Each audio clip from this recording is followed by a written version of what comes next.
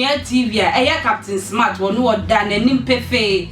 can play say wono eye 7th no Saturday twamwe woko eye abato aso ye hwa wo betintim ama John Dramani Mahama ye NDC sasuna okatache free for no so NGTV wono so yinanim pefe say eye NDC party konwa we su party wo mo mba be nti ono so okatache free fa enso yinanim so ono so eta eye MPP na fofia ntoata kekum no NDC fa be fa konwa no okatache free fa se woni bibia ka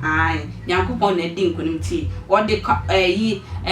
congratulations kestia pa eti eye NGFM so edema ora John Dramani Mahama sanso na ye papa kum chacha so abe fire eye mame agrada ne se ho ne se mame agrada ebe kan ye se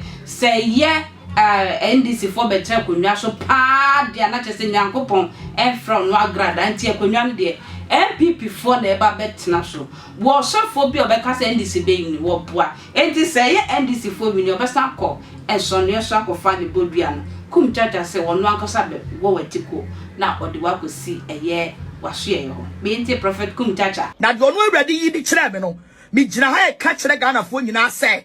de nyame yi kire me se Dr. Mahmoud Bawumia on kana command on him. He is the next president. The Sam Mahmoud yani nyame nka no kore. I will go back to the shrine and it is a promise. Kum chacha babi yina no e wo sanse ni agrada kan yenko ne nkohwe no so embra Mami chia obia na menka se Awurade asomdwe enka obia ene anopa ne yakosiada yanam kwanso a yekọ asole na mami fa kwanso na me papa John Mahama me mona baso ewo ninkunimdie Awurade Nyankopon enhyira no na Awurade nyane kase yeso obi anyame ehyira no onipa entumi moni dua da eti Kwame Dramani Mahama once yawo memendenti no ena aba no so no nyame ma yeto na memenda na opese bra wa brebebrebe ene sabe kwase akeka bebreba nipa kafa wo ho no memenda a eye wo krada wo de ho me ebise wo nyame bo wiase no wo de memenda ene ho me ye eti ya papa John Mahama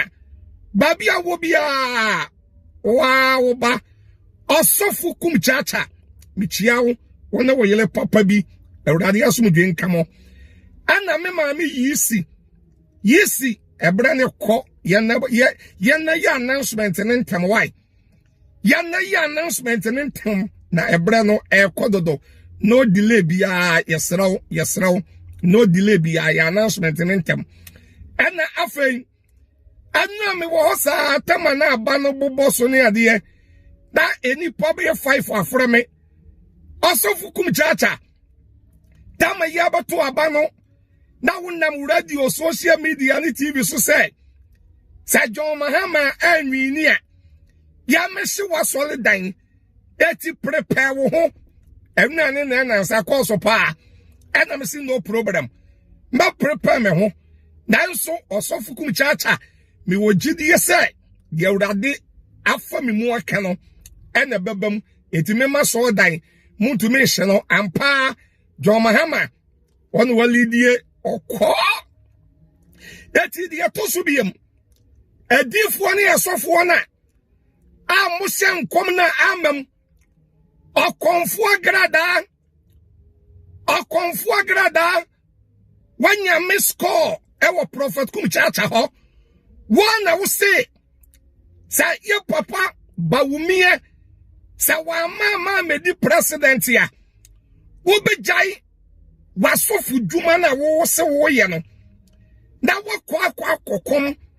na wakoye wakonfu dwuma no eti mami agrada konfu agrada we eya asem bi se o eya wo aka bebi saye esan bedi matem da ben ye hwe wani so obese akoso otuo mu no konfu agrada da ben won say eto da bi a won hwa di ye nyame nkan ye no ya mamun kase nyame ye kan why quotation bi wo Deuteronomy chapter 18 verse 21 to 22 Bible so be you odifo ana wa ye prophetess na what the awurade din hyenkom that's amamu a anka tete no anka wo se nipa no ye kadwuma ye bedu no tete no Deuteronomy 18:21 verse 22 that we there one na wo se awurade se o say your papa ba wumi ababa na wa ma wo obekwa akoye wakonfu dwuma edi sika gale eti wedi amami agrada okonfu agrada